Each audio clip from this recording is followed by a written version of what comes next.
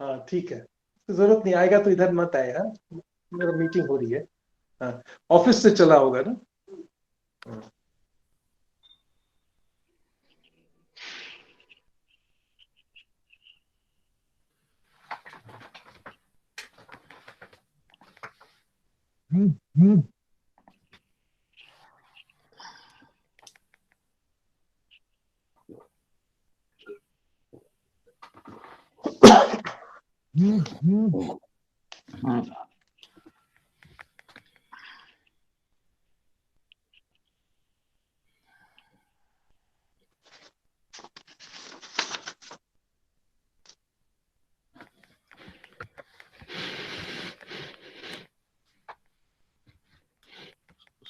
So, Dr. Shah, how are the folks in Goa doing?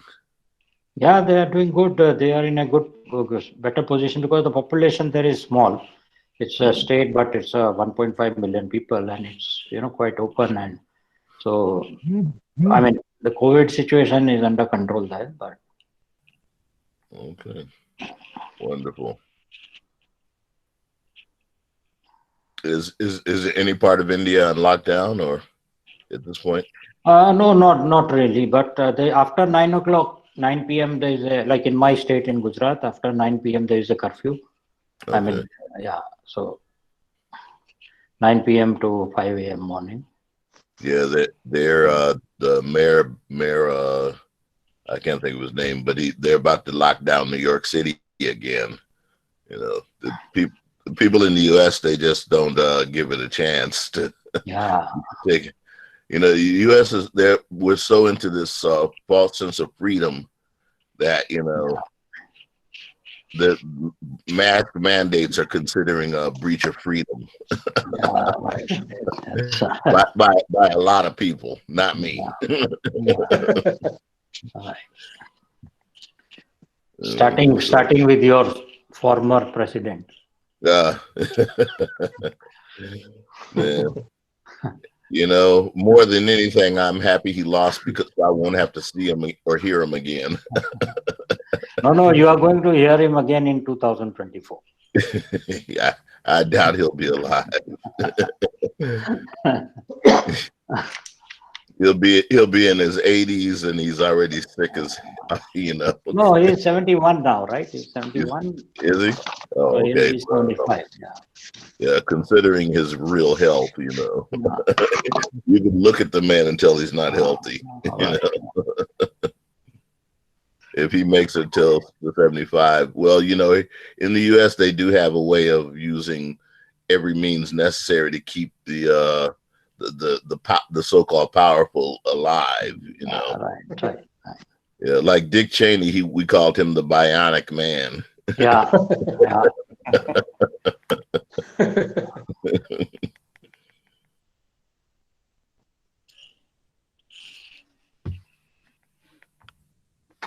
We'll start in 2 minutes, friends.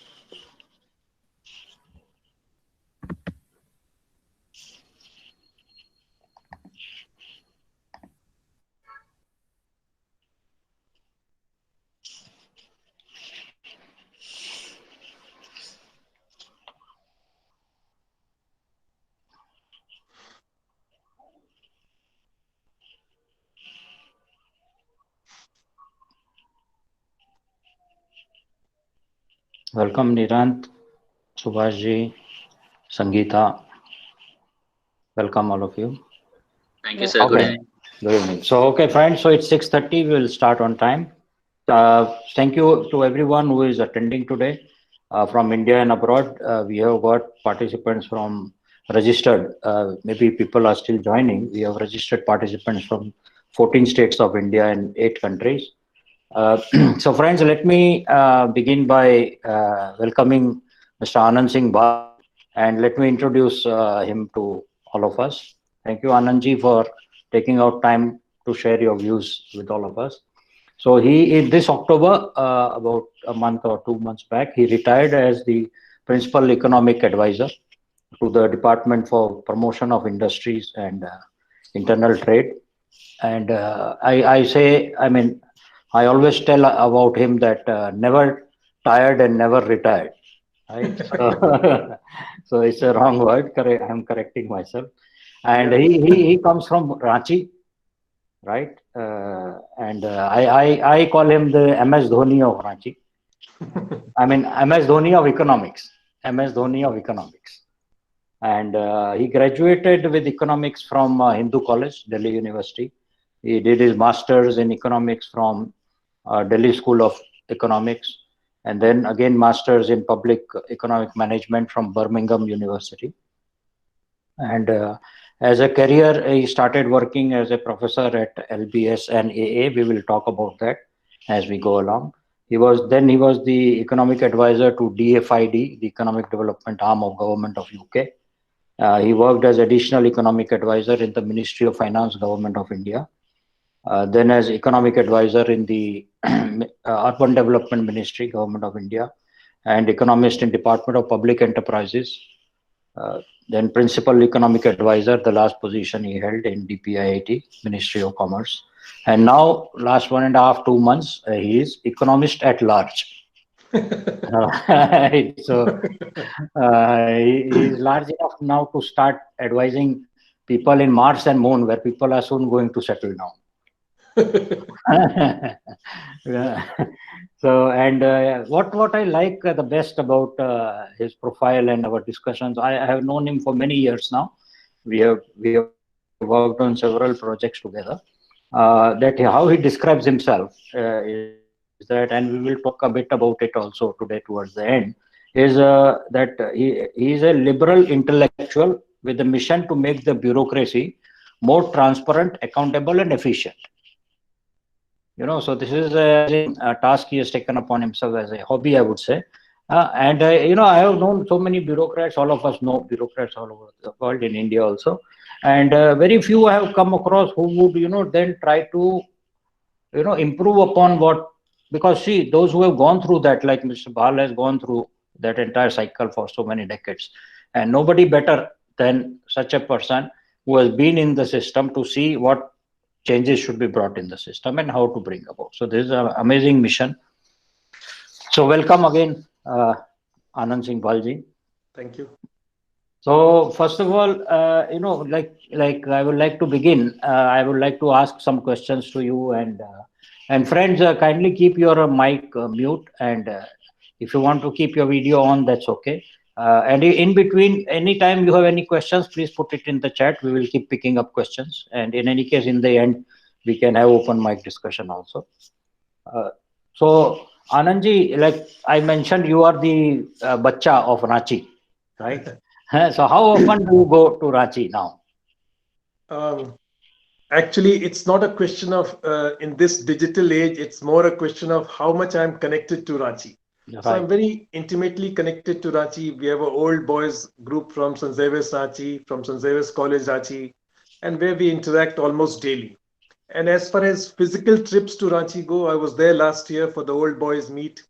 About 15 of us collected from all over the world, from US, from UK, from Canada, from various states of India, and we had a great time.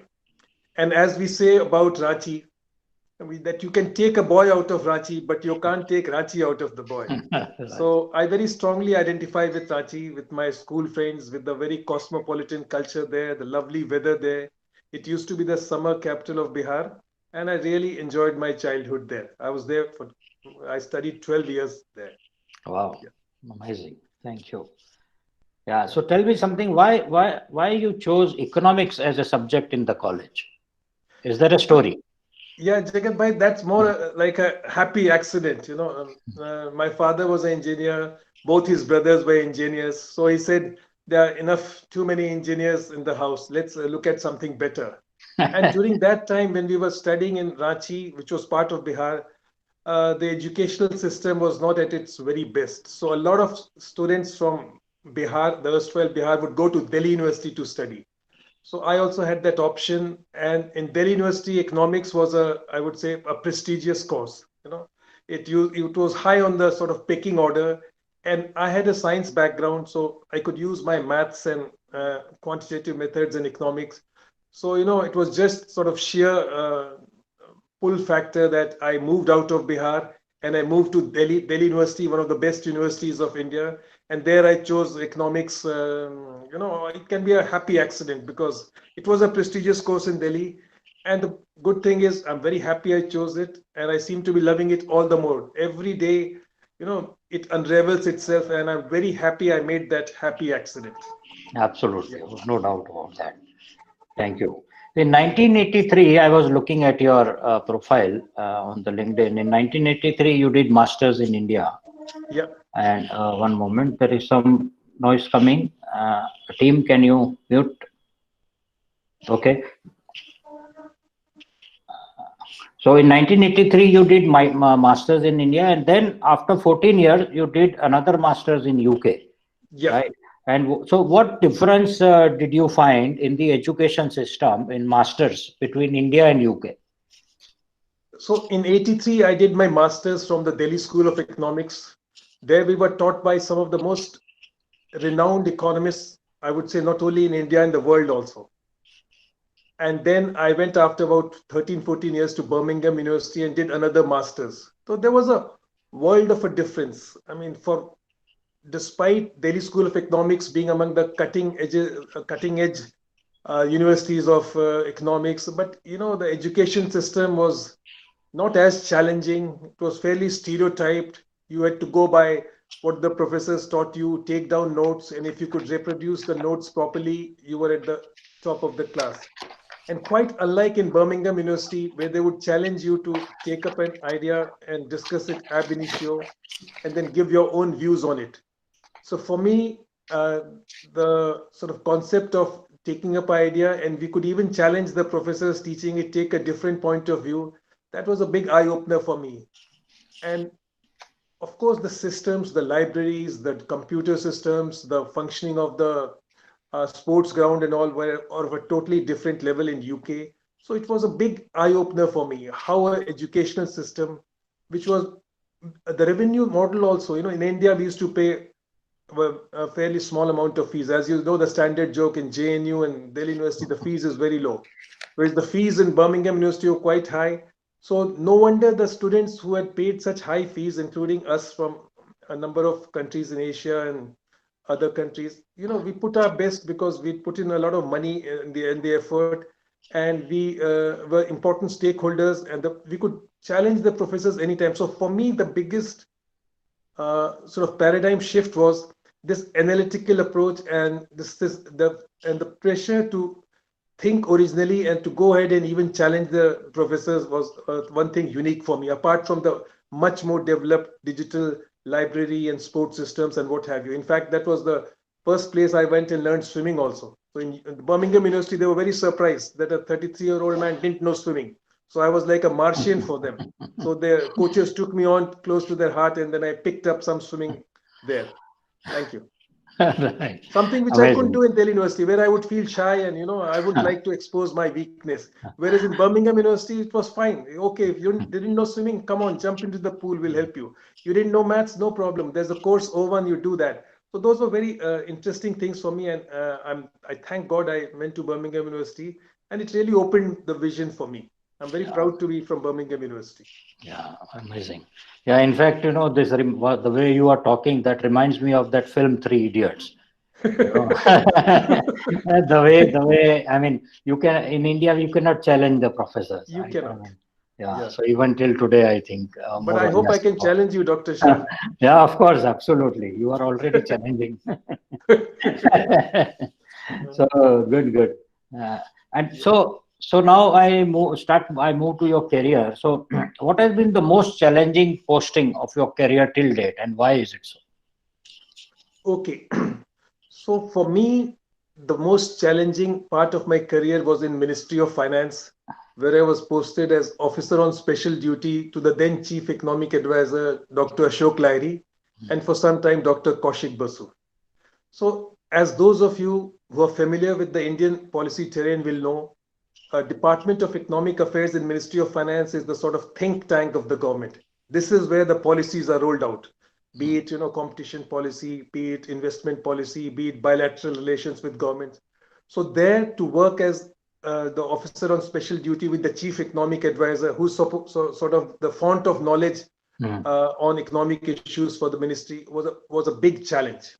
So let me give a few examples. One of these days, the Prime Minister, the then Prime Minister, Atal Bihari Vajpayee, suddenly called my boss and he said, the economic reforms in India are not being sort of communicated properly to the masses. Why don't you develop a system and communicate the uh, advantages of the economic policy properly to the masses? And that is how the famous India Shining campaign came through in 2004. So I was very intimately involved with my boss, the Ashok Lahiri, and we went through a huge amount of discussions. We devised slogans. We hired ad agencies, Grey Worldwide. There was a big budget for it, about 50 crores, and we launched the multimedia campaign India Shining 2004. And for us, it was a very good technical exercise, and we got a lot of sort of plaudits for it. But lo and behold, the elections, the government lost.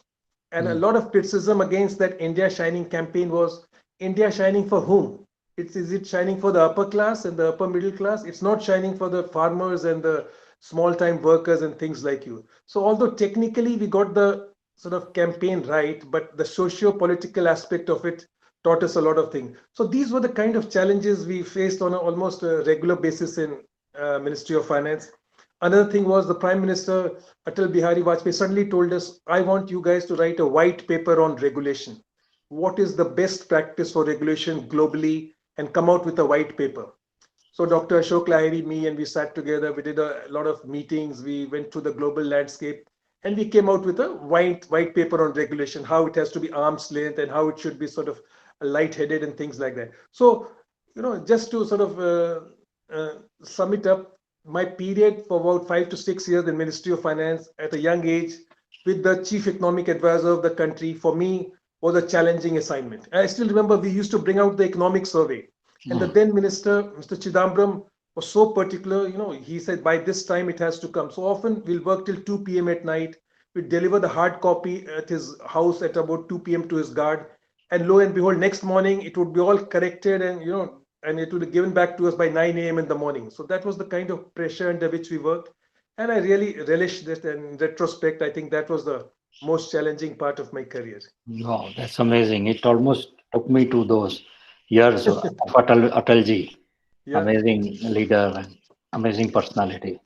yeah. Yeah.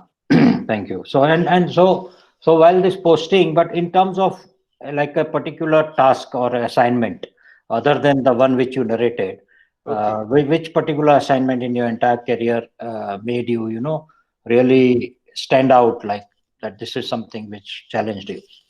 Okay. So for that, if I rejig my memory, it will be the work I've been doing with my team and with my seniors on drafting the current industrial policy of the government. Mm. So for the last 2.5 to 3 years, Jagat Bhai, you'll be amazed. We've been struggling with the policy, Mm. and we've come up with iterations. We've had huge amount of round of discussions with the private sector, with academia, with what have you, and we've dotted the i's, crossed the t's.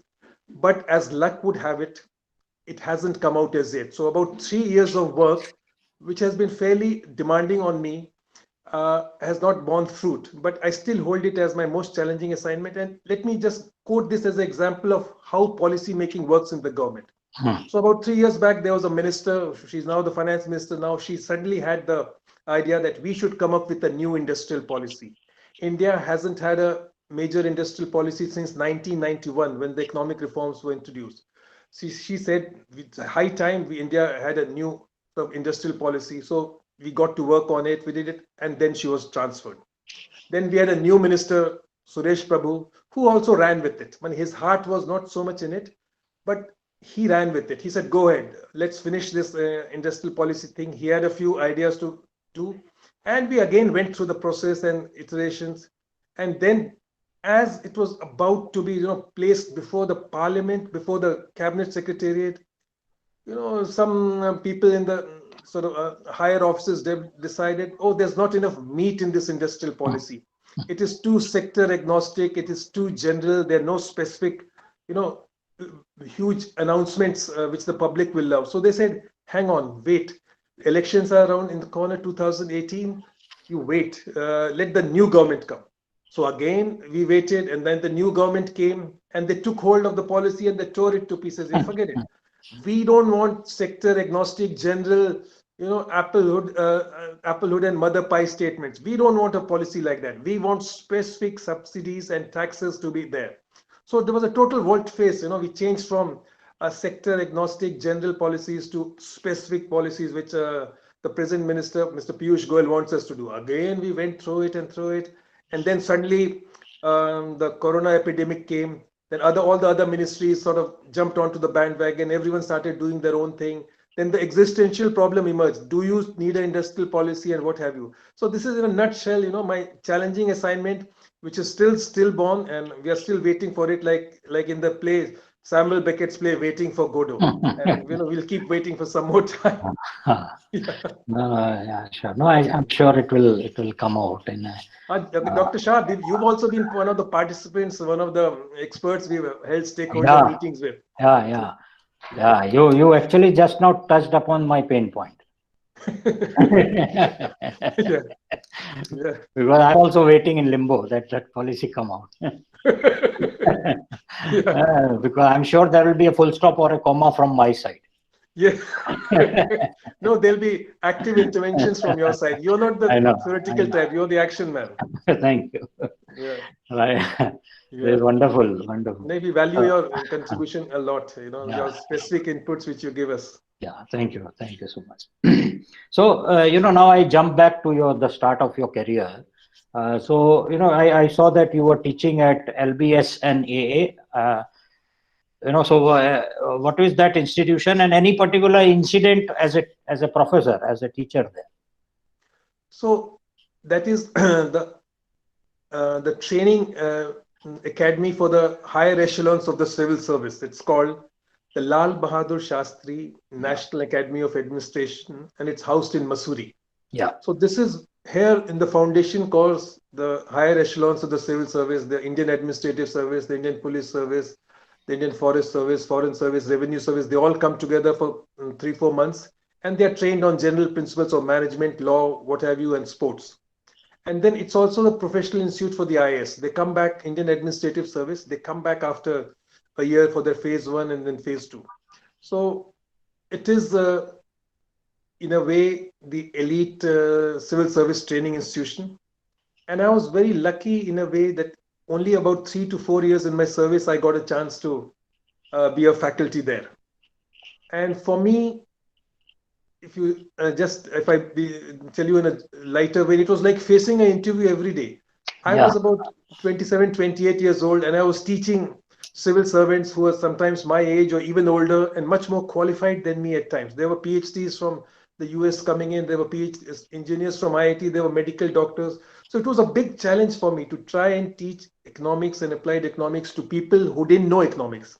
It's very easy to sort of mug up the standard economics textbooks, like the way we study in our graduation. You learn the assumptions, you look at the maximization thing, and then you come up with your conclusions, often in, sort of ivory tower analysis.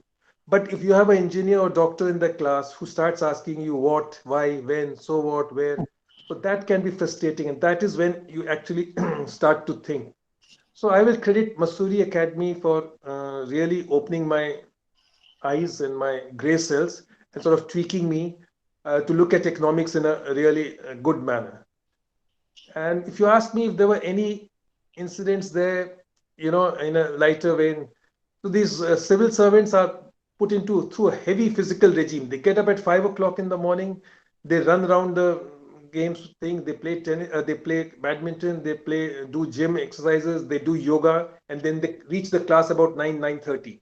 So let's say if I have a class at 11, so if out of those 10 rows there, about the last 4 rows will actually sometimes be dozing off, So these are civil servants who haven't had so much of physical exercise. They've been slogging a lot of their time, and they suddenly come to the civil services, and they've sort of attained their, in a way, nirvana, they've attained moksha. And after this heavy physical thing, so it was a huge challenge for me to speak to a class where about sometimes 15, 20 people were sleeping, and the rest of the time, sometimes they were not interested.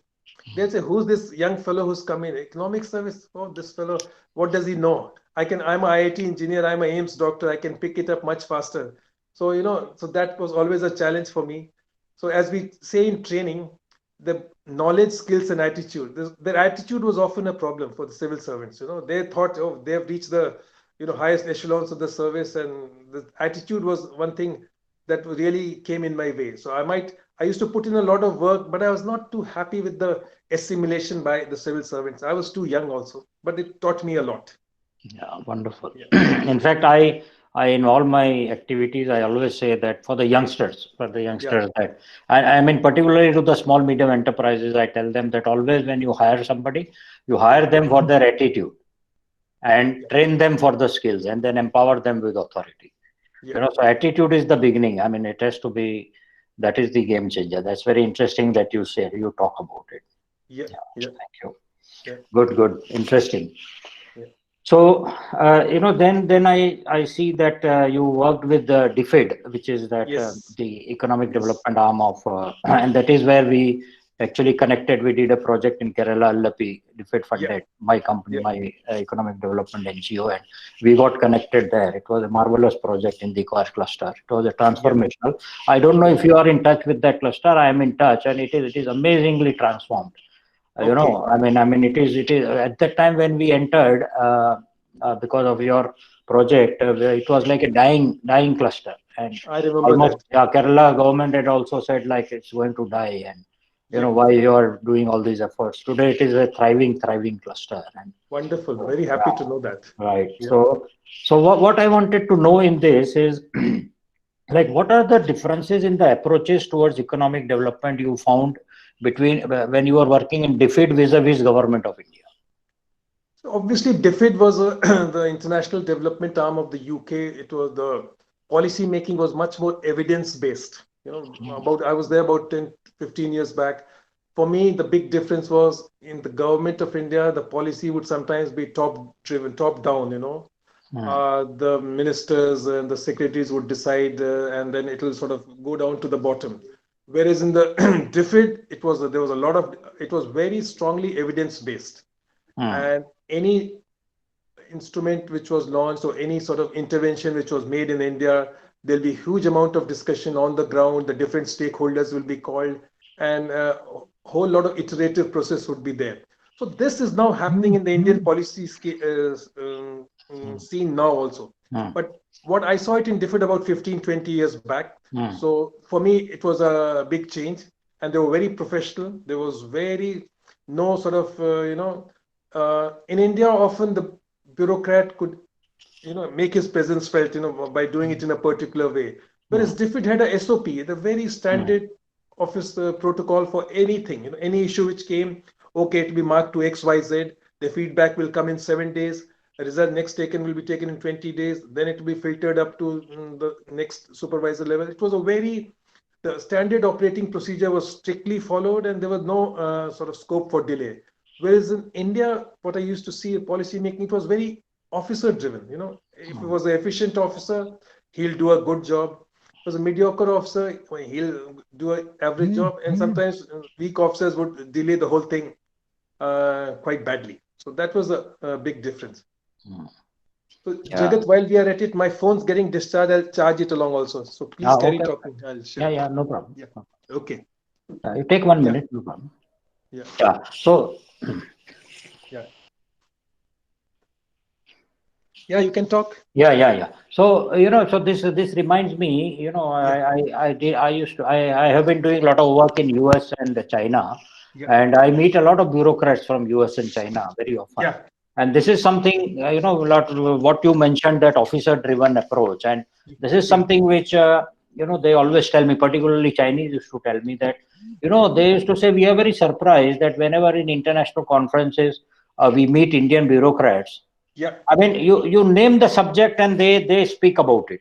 Yeah. I mean, you just name. And they said, for us, what subject we have, that's all we know. Even if we know, we don't speak about any subject. That's true. And that is our focus. So, even Americans say the same thing. So, the officer-driven approach, what you are talking about, comes from that, I think. Yeah, Jagat, that's very important thing you pointed out. As my earlier boss, the chief economic advisor Ashok Lahiri used to say, we Indian bureaucrats are knowledge proof. We think we know everything. And so we are holding forth on starting from climate change to industry to agriculture. You give us a topic and we'll hold forth. That's very unfortunate. Yeah. Whereas I learn from the Chinese. They'll come in and they'll sit politely with you. They'll discuss banking. They'll discuss finance. And I have a strong suspicion they know more than me. But they'll be so polite, and the way they'll take it, it was really an eye-opener for me to interact with the Chinese delegates when they come and met us in finance. I agree with you there. True. In fact, while you are saying this, I recall when Mr. Modi was Chief Minister of Gujarat, I had the opportunity to travel with him to China. We were there for 5 days, and we had a lot of political meetings and meetings with bureaucrats. And I mean, just it was amazing the way they would keep absolutely quiet and only listen. True. And just then in the end, they will ask some very, very pointed questions. Just those questions itself will give an indication that how much they know. True. That's Because true. the way you ask question tells how much you know. So and then, but to the credit of Mr. Modi, then he used to prod them, and he used to make them speak. He had this ability. I saw that he would then make them speak, and he will try to understand. And very nice. He would. I remember he would take up a paper and a pen and start writing. Mr. Modi himself. Okay. So that is interesting. Whereas, us Indian bureaucrats, when we go for these international meets, we are not listening. We are just thinking of what next to say, how to how to impress the people on the other side of the table. Right. Interesting. Yeah. Yeah. And so now I change my hat, right? And now I'm an entrepreneur. I actually run 6 business. You know that I run many companies. So as an entrepreneur, as a small medium enterprise owner, I want to ask you a question that most of the small medium enterprise owners in India, and maybe even large maybe they may be knowing, but still some of them may not be, that I'm keen to know that how economic policy, why is it important to businesses, small medium enterprise businesses? Say 4 or 5 points. See, it's a no-brainer that if you have to start a small and medium enterprise, you should know where you are placed. Let's say Corona happened, and personal PPE and ventilators and what have you, we were just producing nothing.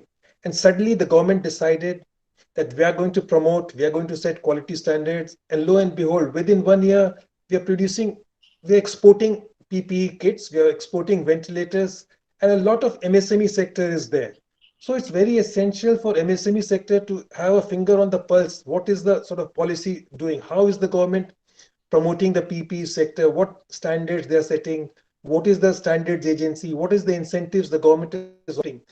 So for MSMEs, to make their mark, they have to situate themselves in a context. And that is what is done by the policy. And most important thing is look at Corona. During that, there's a huge window of opportunity for the PPE kits, for ventilators and what have you. And a lot of MSME sectors, real SME companies, Jagat, you'll be knowing better than me, really reap the benefit of first mover advantage. They decided, okay, this is the sector to get in. Another example, let me give you, the government has come up with 10 production linked incentives. They're saying auto components, helium ion batteries, pharmaceutical devices, and what have you, will give incentives. If you produce so much, you'll get certain percentage of it. So MSMEs can gain from that. If they're planning to invest, or if they've already invested, they can study this policy and get the maximum bang for the buck for their money. So it's very essential that MSME sector which is not very strong. As you're very right, Jagat. Their eyes and ears. The business development service providers are their eyes and ears, and you are such a strong business development service provider. I know it is very essential for the MSME people, either through themselves or through their business development service providers, to know where they are standing. What is the policy at this point? What are the incentives on offer? What is the banking loans arrangements which are being given to them? What is, in fact, to start with, what how the definition of MSME has changed from Yeah, being just manufacturing to manufacturing and enterprises, and from just being sort of investment in machinery to now the turnover and all. It's almost a no-brainer that they have to situate themselves. They have to know the policy, and then only they can sort of maximize their bang for the buck. No one very better than you, Jagat, to tell us that. I no, mean, right, absolutely. In fact, this is very interesting that you speak about ventilators because, yeah. in Gujarat, there is a company which is into machine tools and they are doing very well. It started very, very small, hardly with a 5 lakh rupees capital, which is less than a $10,000.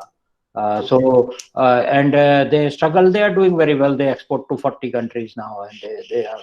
But when Corona happened, and Okay. I was talking to the guy, and he said everything which is used to make machine tool is required to make a ventilator.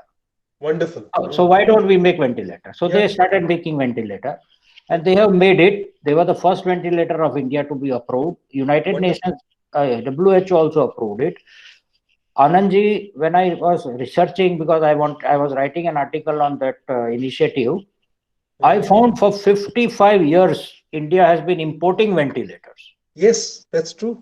And suddenly in 3 months, 4 months, this company started making, and I heard 15, 20 days back, they shipped the first 1,500 of those to UN.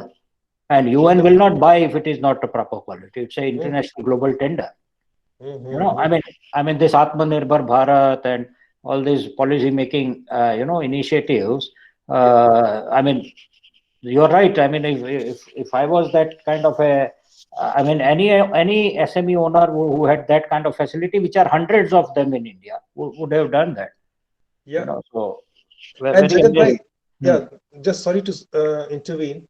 So now look at that digital infrastructure backup, and Hmm. the whole Startup India campaign, which is also launched by our department, DPIIT. Yeah, You see, MSME sector are very well equipped.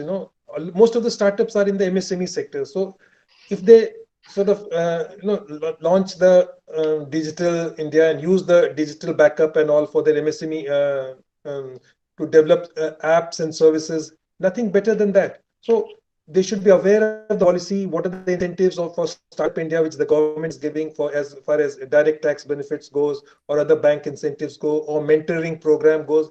So it's very essential that the MSME sector to avail of the digital sort of backbone of India and to avail of this industry 4.0 technology. So these app-based stuff, in pharmaceuticals, in health, that they all are aware of the programs of the government. So that is where policy sort of engagement is very important for the MSME, and that is where sometimes I argue that business development service providers are the biggest sort of strength for the MSME and often the Achilles heel, because sometimes I think there's not enough intervention by BDS providers to help the MSME sector.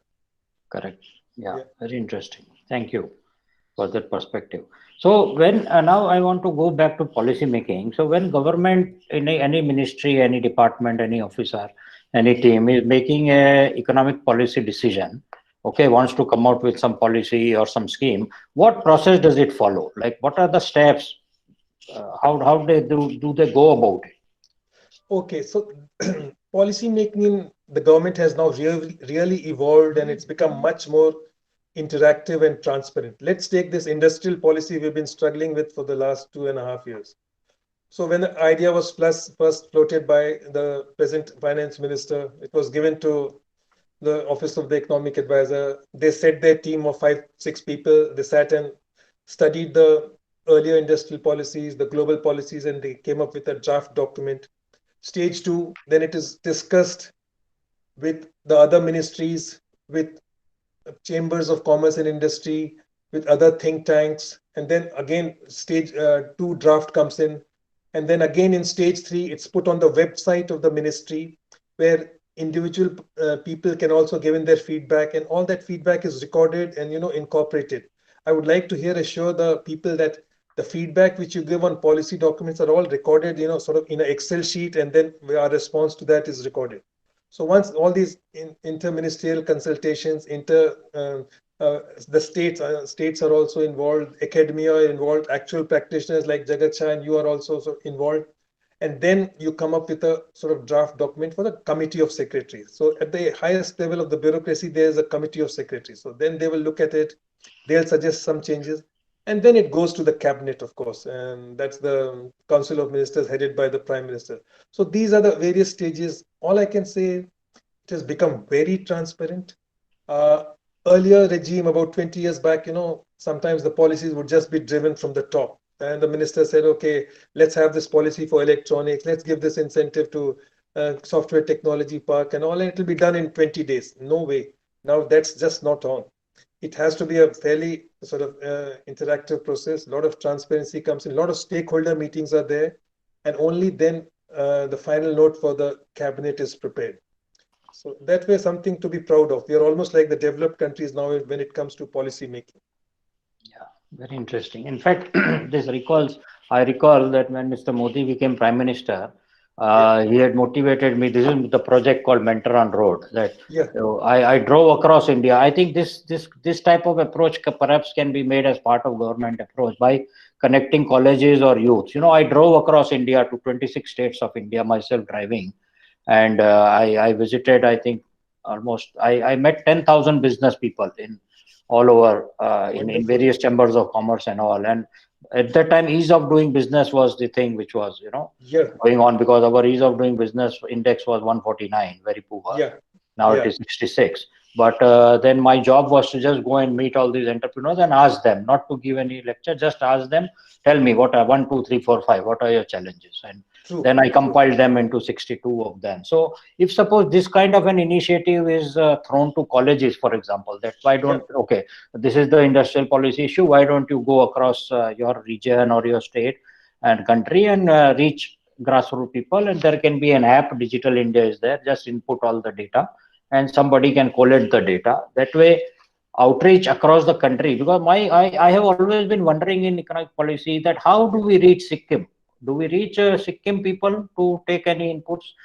Do we reach people in Assam? Are we able to talk to any farmer in Assam about any farm-related policy issue? How do we reach that grassroots in such a large India geography? No, so Jagat, so policy making, as you know, is a complex process, and all stakeholders are consulted. Let's say in Assam, so you might know there's a lot of NGOs working in Assam, and I can speak from experience. So we have a big NGO called Rashtriya Gramin Vikas Nidhi working on Assam. So these guys interact a lot with the farmers. So we'll ask them through these NGOs and these farmer producer organizations to organize meetings of the farmers, and then we'll go and share our ideas with them and get feedback. So this process is fairly extensive. And this is for people who cannot access us on the digital thing. A lot of people sitting in Assam or Sikkim can easily email us their suggestions, which we put on the website, and we'll take it on. Geography is dead when it comes to digital infrastructure. You can be in the most remote places, but if there's an Right. internet, we are very strong on our internet backbone. So if there's an internet on, you can give us your suggestions. And let me assure you, there's a whole process through which feedback from all these, uh, far flung places are also taken. There's an NGO sector is very strong in India. It's one of the strongest in the, I would say, in the world. And there are good NGOs and there are bad NGOs. So Hmm. these self, Jagat, you are very aware in microfinance, these self-help groups in Andhra Pradesh and Tamil Nadu doing such wonderful work Yeah. and providing us good feedback. You were also one of the key players in the Yeah. microfinance sector, Right. isn't it? Yeah. Yeah. Yeah, Certainly. Very interesting. yeah, So I want to now touch upon a very interesting aspect as a bureaucrat. So yeah, whenever any such policy making is happening, I yeah, always read in newspapers, and I have friends who talk to me about it, that two things. One is the political intervention. So you have done an amazing job. You have consulted everybody. You have worked as a science, and you have evidence based, and you have done all your exercise. Now, yeah, when it comes to the final decision making, then two factors. One, what I hear is the political intervention.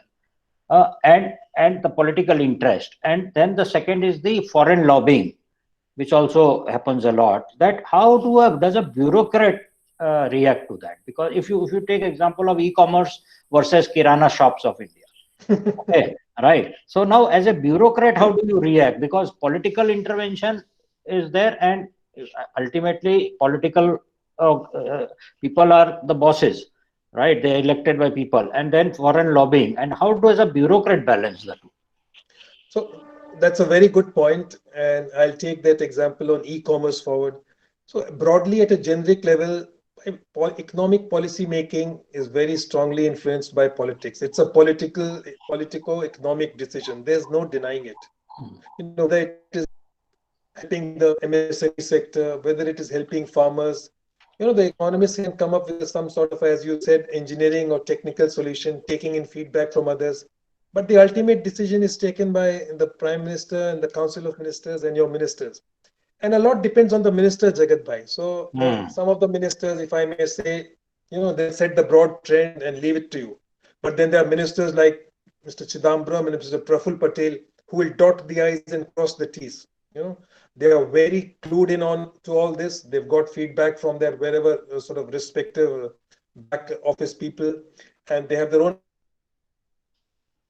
teams working on it. So you can't get anything past them as long as it's not acceptable to their political bosses also. Political intervention is a very important thing. And as bureaucrats, we are there to sort of offer them, if not option A, then option B. At the senior level, we'll say, all right, if A, this will happen. If not B, then this will happen. And knowing their sort of predilections, they will make their decision. But decision is, of course, ultimately by the politicians. And it's the job of the bureaucracy. And we talk of committed bureaucracy and all. You've heard that term in public administration. Sometimes the bureaucrats become too subservient to their political bosses. So there's a danger to that. But ideally, if you are a sort of, as economic advisors, if we give sound advice, then you are respected for that. If you're not there to sort of sway with the wind and do whatever the government tells you, you can give them the options. They will tell you, all right, we're not happy with this. Give us another option. So you give them the option with the other sort of trade. This is very important. And as far as foreign lobbies go, yes, then you have to listen to what your people say. Take the e-commerce thing. Earlier this was in commerce department, then it came to industry. And then there were small kirana stores who have a strong political backing. I don't have to name the party. They have very strong political backing. They got after Amazon and what have you. You cannot give deep discounts. You have to have just the inventory method and stuff like that. All that is sometimes, politically driven. The US big firms would also chip in and sort of weigh in on the Prime Minister, the Council of Ministers. So ultimately, policy making also, like administration, is the art of the possible. You have your friends in the international arena. So right now it will be, let's say, the US and the European countries. You have to give some and lose some. It's like any other negotiation. They'll come. You're aware when the American team comes, when the American president comes, he comes with a whole battery of industrialists. They want to sell their Boeing aircraft. They want Amazon to do this. They want this to do that. And there's no lobbying is a proper legalized sport in the US, unlike India, where it's considered sort of, still at times, it's considered sort of looked down upon. Whereas lobbying, as my friends from the US will tell you, is a very honorable, accepted option in the US. And then you have to take that into account. E-commerce is a lovely example you've given, And finally, Department of Industry said, what is there in Industrial Ministry for do? The consumer rights are being defended by the Consumer Affairs Ministry. The weights and measures are by Consumer Ministry. And the data protection all is being done by Ministry of IT. Where does Department of IT come in? So there's a lot of fuzzy thinking and a lot of discussion going on. But that's how the policy is made, and the fun part of it. And that's what you enjoy as a bureaucrat. Very interesting. Right. In fact, there is one question, so let me take it, and then I will move on to the next part. So, Mr. Tulsi Tawari, he is a very, very respected, practitioner of economic development. He works in US as well as in India. He's written amazing books. So, his question is there a long-term approach, or is policy making ad hoc, or at best short-term? The standard thing they say is, that good economic policy is slightly medium to long term, whereas politics is short term. So those of us who follow cricket, they'll say politics is T20. Politics is like a T20 match, and economic policy making like a test match. So there's some amount of trade-off there.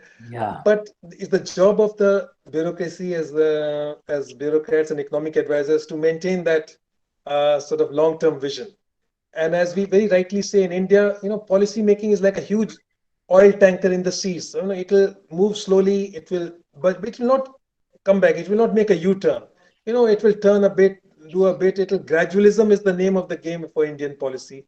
And of course, there's a trade-off between the short-term political gains and the long-term, sort of medium to long-term economic analysis.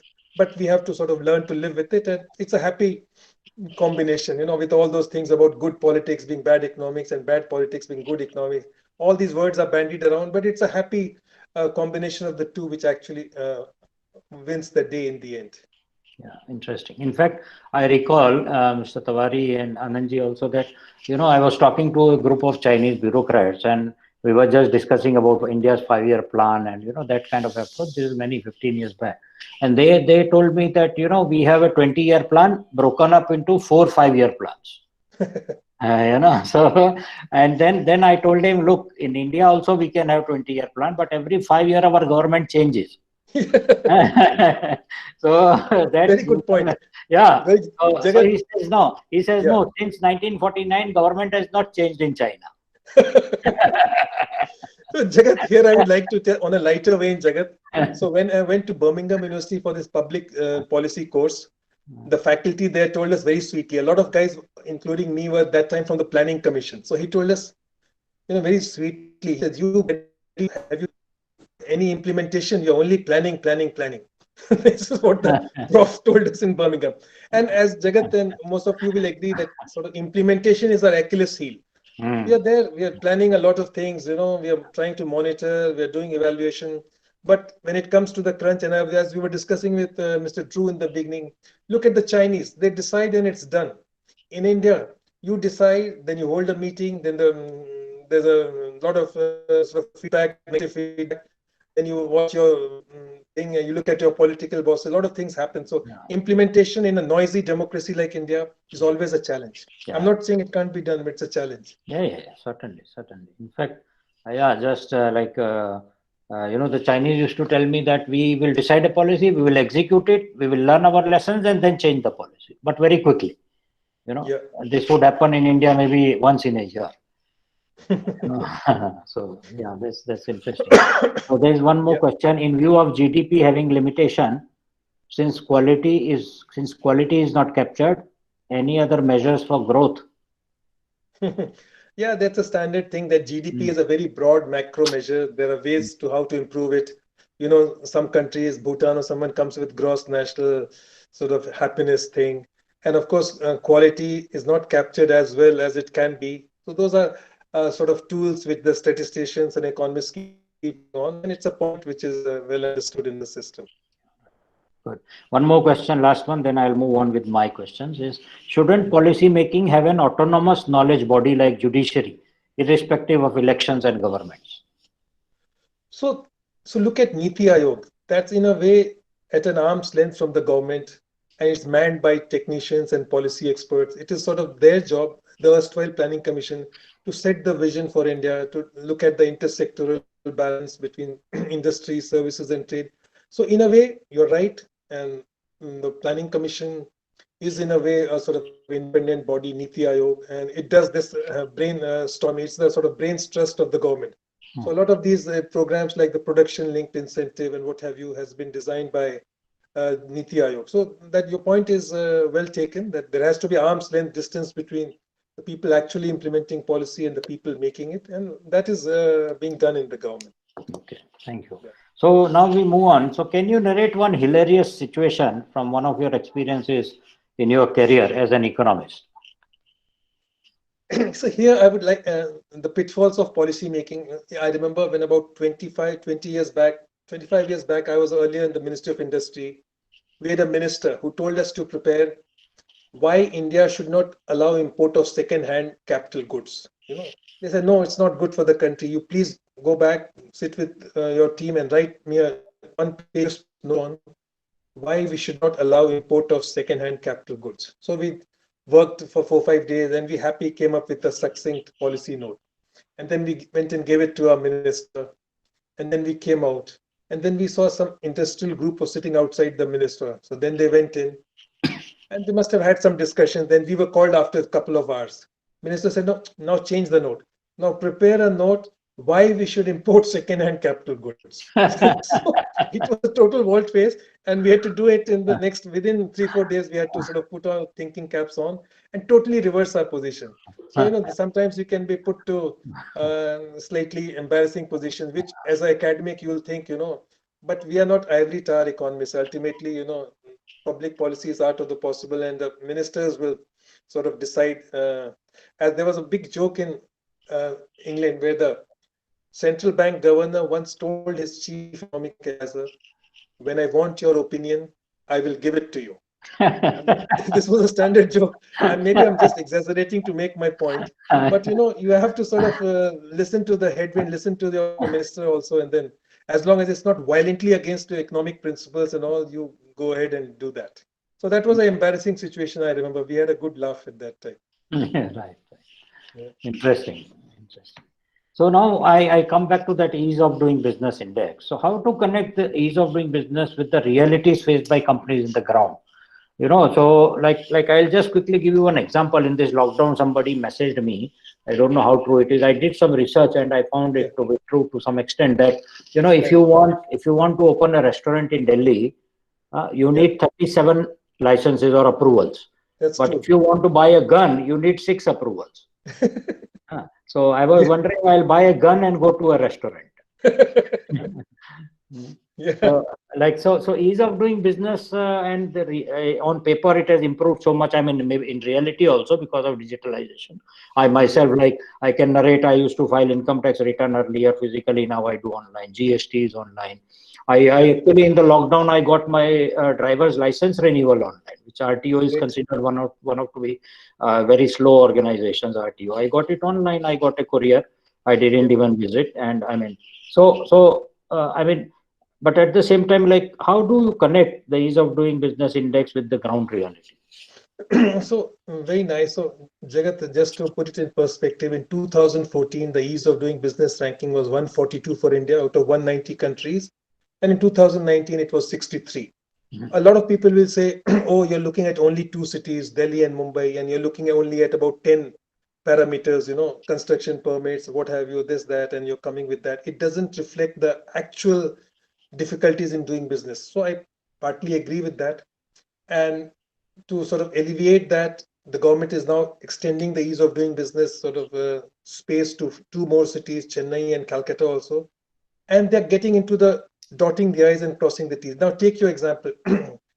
To set up a restaurant in Delhi needs about 34, 35 licenses. In Singapore and China, it takes only 4 or 5 licenses. And the big joke is, in Delhi, to open a restaurant, you need a Delhi police eating order licenses, which needs 46 documents, which is more than what you need in a gun license. So all this, is there with the government, and the government is increasingly struggling with making things, actually go to things on the ground. You're getting your construction permits, getting your electricity connection, getting your environment clearance.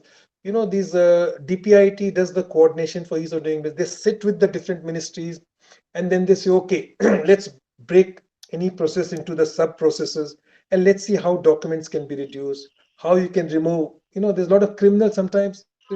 Jail terms also there for not meeting thing. How to reduce the compliances. So all this is a arduous, long struggle, but at the ground level, the DPIT officials sit with the various ministries. Let's say urban development. Okay, how to give the construction permit? What are the permits required? How easily can you be done? Why don't you allow self-certification and things like you? There's a lot of activity buzz there on the ground, especially after Modi ji came to power in 2014. And it's actually translating into sort of ease of doing business, reduction of the compliance burden, reduction of criminal sort of jail proceedings and things like that. So Jagat, what I'll say is it's a process, it's on, and they're struggling at dotting the I's and crossing the T's, certainly. Thank you. Now I'll come to the last two questions, and the last question is the most interesting one of this session. So the one before that is, can you? I mean, in order to increase exports from India, what 4 5 steps would you suggest? So, Jagat, I often discuss this with my friend Anup Vadawan. You also know him, the Commerce Yeah. Secretary. And so we both come around to this, that if there's one policy instrument which India needs to sort of take up in a big way, it is setting up these, you know, software there's basically clusters and technology parks with special economic zones with top-notch infrastructure. Yeah. Now, the way Indian industry is not doing well because our cost of capital, our cost of land, cost of electricity, logistics is very high. So all this can be sort of put in a platform in a special economic zone or in an industrial park or in a cluster. We should be able to provide good infrastructure to our manufacturers, to our producers, and then allow them to export. So if you ask me what five, the most if I have to select one instrument which will help boost exports, this will be to develop your clusters and your special economic, give them whatever name, clusters, special economic zones, industrial parks, provide them world-class infrastructure, provide them, as the jargon goes, Jagat, you must be using plug and play infrastructure. That Right. is, if you provide manufacturers with plug and play infrastructure, with good infrastructure, with logistics, with facilitation all at one place, that's the best way to increase exports. Because exports will only happen if you reach global quality standards and you match the price also. And as a nation, our cost of production is high. You know very well, land, labor, capital, electricity, logistics. We all start with a 12 to 14% disadvantage as compared to other sort of comparable countries. China to even will be 16%. So if we have to reduce all that difference, it will be, if I'll just suggest one, it's a good cluster, special economic zone or industrial park, provide them all the best infrastructure, provide them plug and play facilities, and you'll see our people, digital infrastructure, we are very strong. Our digital backbone is strong. So India is ready to embrace the world if you provide them the other strong physical infrastructure. As we always say, NASSCOM says during the Corona time, 90% of the software workers managed to work from home, which is better than even for developed countries. 90% of all software workers were successfully working during the Corona pandemic from home. So this is thanks to our IT infrastructure. So similarly, if you could provide our exporters also good infrastructure, physical also, it'll make a big difference. Right. Very nice. Thank you. So I come to the last question now. And in fact, before that, me and Drew is here from Chicago, and we were discussing 2 days back about Chinese approach to exports. And, like the Chinese, like in any exhibition in America, you will find a Chinese pavilion. And for India, we will find a few booths. And for warehousing, we will see Chinese involved. And initially, the government of China subsidized that, but later on, as they saw that the Chinese companies are making money out of it, they took away the subsidy. So some of those things are very interesting. But my last question to you is, so you know that you have now taken, now you are an economist at large, right? Yeah. So, Yeah. and you have taken a very interesting task upon your head, that to make the bureaucracy more transparent, accountable, and efficient. Right. So, what are some of the thoughts in your mind? Because I would really love to work with you on this front, and it is an amazing thing to do. Because I have never come across to be very frank, I know so many bureaucrats. I've never come across a bureaucrat who wants to work on these lines, because everybody wants to do something. But this is amazing, because somebody from inside is actually the right person to look at it. What are your thoughts on that? Jagat, this thought of making the bureaucracy more transparent and sort of efficient and accountable has been close to my heart right from my Masuri Academy days. And let me first admit that it's actually happening now. There's much more transparency in the policy making system. Any person, he can just shoot off a letter, email to the minister. Let's take our minister, Piyush Goyal. His doors are always open. His email is always there. You have a good suggestion, it'll be lapped up. You'll be called for discussions. So this concept of bureaucracy being the my bap, which was there about 25, 30 years back, bureaucracy being a black hole, and they're just sitting and coming out with a policy. Those days are over. It's already much more transparent and far-sighted, and it's all for the better. You take the industrial policy, the amount of consultations we've had with industry bodies, with FISME, with FICCI, CI, SOCHM, with universities, with JNU, with Delhi University professors, with practitioners like Jagat Shah, with states, innumerable meetings have been held. And this concept of the bureaucracy, know all, is just over. And there are ministers, you know very well, Mr. Nitin Gadkari or Piyush Goyal will come down very heavily on the bureaucracy if they try to keep anything to themselves or if they're not transparent. And let me give you another example. The Department of Industry has set up 24 subgroups to work on different subgroups of industry. Now, those subgroups are incidentally headed by private sector people. Mr. Pawan Goenka, in fact, heads the entire thing, and various private industrialists now head it.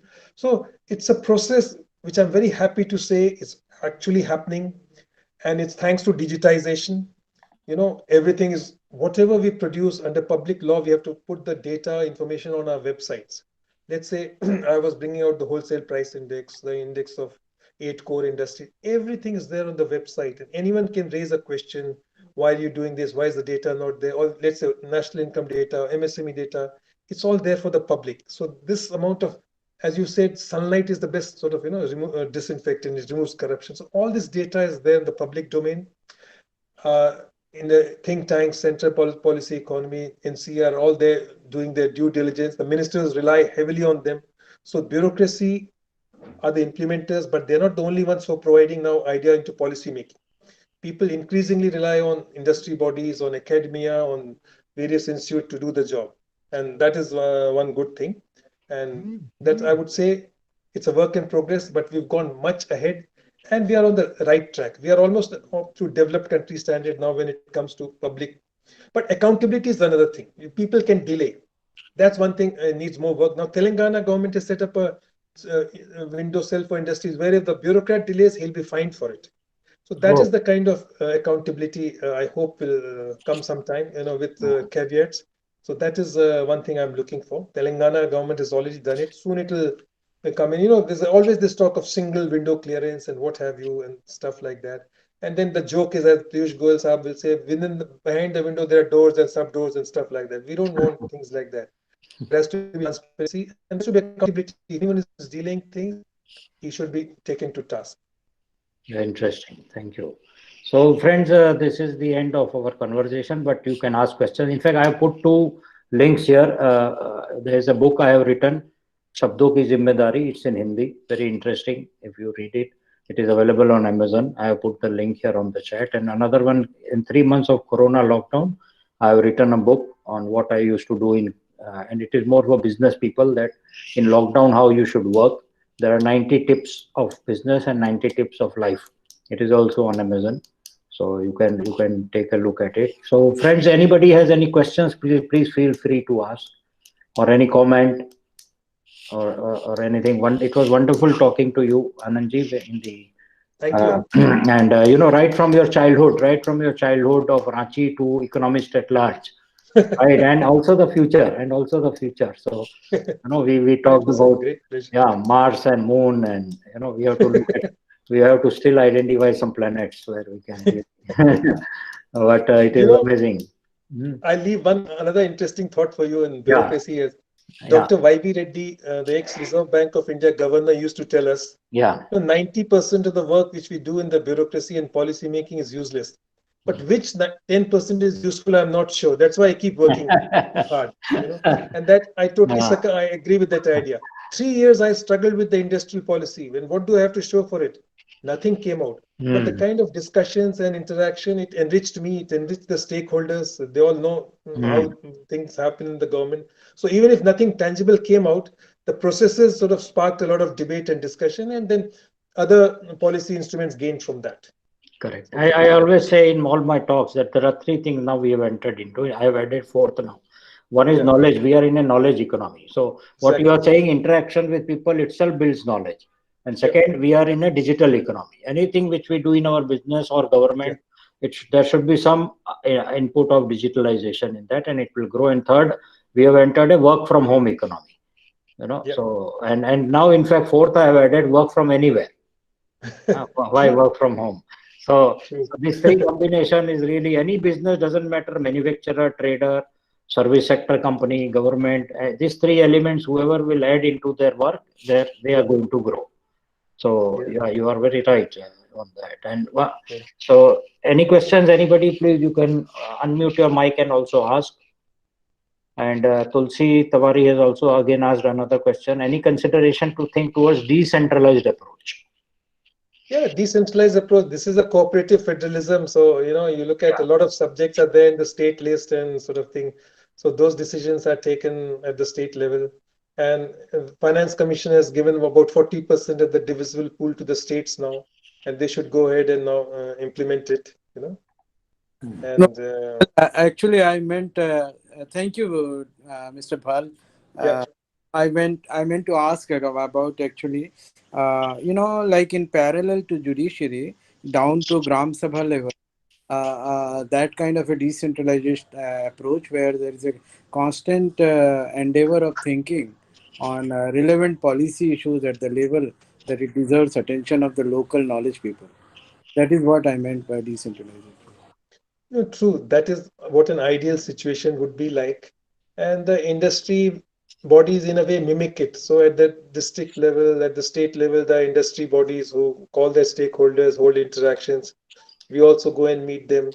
And different states like Maharashtra, Gujarat, and Tamil Nadu will have more organized stakeholder meetings thanks to their more organized setup, whereas Bihar and sort of Orissa won't have it that much. But it is certainly desirable, and we all agree that that's the way it should be, and that process is certainly on. And now, thanks to digitization, it's very easy to give feedback. Whichever, even look at Prime Minister collecting ideas, crowdsourcing, the slogans, the financial ideas, all these are coming up from the public. So things are improving, and there's a lot of think tanks in the country. So Delhi itself has NCAR, it has Center for Policy Research, it has ICRIAR. All these provide very valuable, Indian Institute of Foreign Trade. They provide very valuable inputs to the government, and they're taken very seriously. And they're independent. Right. Thank you. So we have a question from Vivek. Vivek is from Kolhapur. He is into the business of, he makes vegetable and fruit powders, and very innovative third generation businessman. So he says economic policy for export in agriculture sector is changing after COVID situation. What will be the future policy? Yeah, Ministry of Commerce has come up with this very strong policy on how to boost agricultural exports. Now, I haven't gone into detail into that, but it will be there on the website of Ministry of Commerce, and you can take a look, and it will be there. I remember it is being discussed quite regularly in the government, in fact, export policy for agriculture, and it's brought by Commerce. So as I was saying, it's all transparent and all. It will be there on the Ministry of Commerce website. You can take a look. I'm not an expert on that. Right. Thank you. So one more question is, it is generic, but I'll still go through it. Ram Gopal is from Coimbatore, into again food processing export business. They also have a jewelry business, very very reputed. So how are we aligning our education system to future economic policies? One point Anandji, I want to add here, that I was reading somewhere and I actually cross-checked with the Chinese. In China now, innovation is a subject from class 5. Wonderful. From class 5 onwards, and we are, I think, teaching after masters or something. That's true. I agree. I agree. So you see, sorry, what was the question on food processing? No. His question was, how are we aligning our education system for future economic policies? Oh, here you'll be have to get to this new education policy which has come out after a huge amount of discussion, and then the various flexibilities and instruments which are being worked upon. So it is well accepted that India sort of it cannot be a square peg in a round hole. Our education system, our instruments, our tariff policies, our industrial policies have to be sort of in consonance with the global headwinds. And the new education policy brought out by that famous scientist, I'm forgetting his name, it was under Kasturi Rangan. He came out with those policy. and they have taken all these factors into account, and I'm sure they're doing their job. And on R&D, Jagashwaji, I was reading the South Korea. South Korea and India were both poor economies. And then South Korea invested heavily in R&D. And most of the R&D in South Korea is from the private sector. In India, it's mostly the government which is investing in R&D. The private sector has not taken to it. They should take to it like a duck to water. They haven't. So that's a big difference. The per capita consumption expenditure on R&D and the fact that it's being done totally by the government in India does not augur too well. We have to change that. Yeah. Okay. So we have one question from Manisha Wali. So Manisha Wali is from Bangalore. They run a company, Energy, which has developed very interesting, innovative machines, equipment, which is used for disinfection and so the microwave sterilization. So her question is: we approach various ministries with our invention of microwave sterilization of PPE kits, gloves, and masks, but we were given the email ID of another ministry every time. Is there anybody that we can approach with our intervention?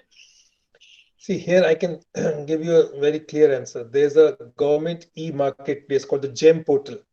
You'll have to get listed as a vendor on the GEM portal. All government procurement now has to be through that government e-marketplace.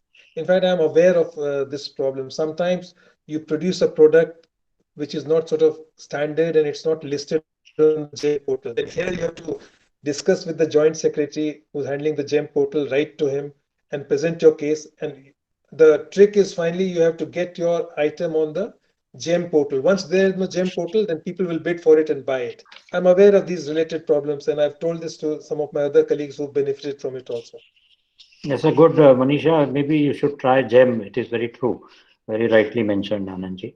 So Subhendu has made a comment, a very interesting one, that after the implementation of national IPR policy, we are also reaching the schools, and CIPAM under DPIIT is organizing regular programs in schools and colleges to improve their knowledge about innovation and IPR. That's very interesting sign.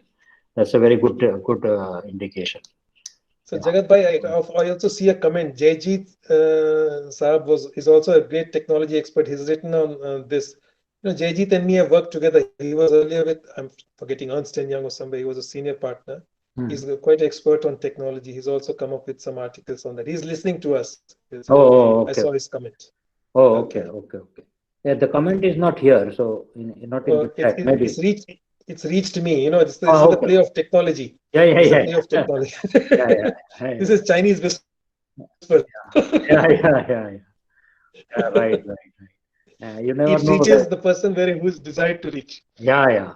And you never know this program is being watched by the Chinese, so that's fine. Yeah. All open and transparent. Before you came, I was just joking with Drew that a lot of Chinese used to tell me that why everybody is worried if we are copying Western technology. We always copy the best. Yeah. You should be proud that we are copying you because you are the best. Very funny. They have very straightforward logic. Yeah, and they have new rules of economics. So it's a Chinese economics. Thank you, Anand. I think there are no more questions. We have short the time by 15 minutes, but it was amazing. It was It looked like I was walking through your youth age to, your childhood to future and everything. You have very succinctly covered, and many questions in my mind after so many years of experience also were there, and it has been cleared. And I'm sure everybody. I have put the email ID of Mr. Bhal on the chat. You can write to him. And we will continue this initiative, Anandji, with many other activities together with you. I'm very lucky to have your friendship. Thank you. I value your friendship highly. Thank you. It was a pleasure and an honor to share my ideas, and thank you for the people participating. Thank you. Thank you. Cheers. Thank you, everybody. See you soon in our next Vibrant Dinner. Bye.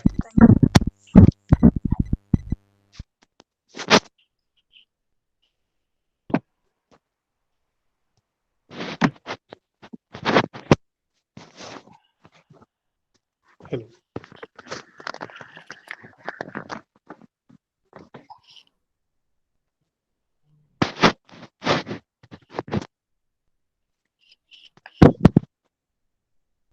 हो गया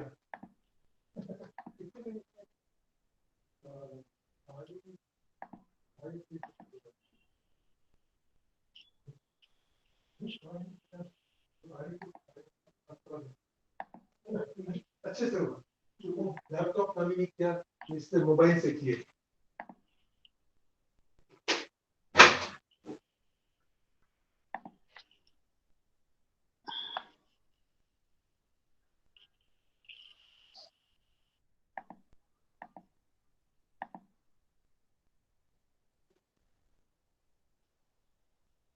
Yeah, global network is there. Anyone from global network there? Yes, sir. Just yeah, okay. Just remove Mr. Bhal because I think his mic is on. Sir, I can't. I don't have that. Chesta, who is there in global network? Who is there?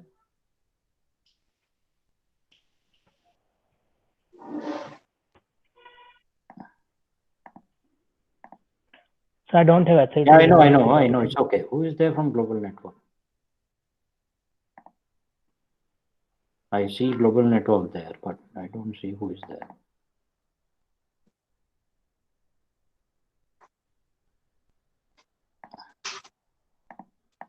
It's okay.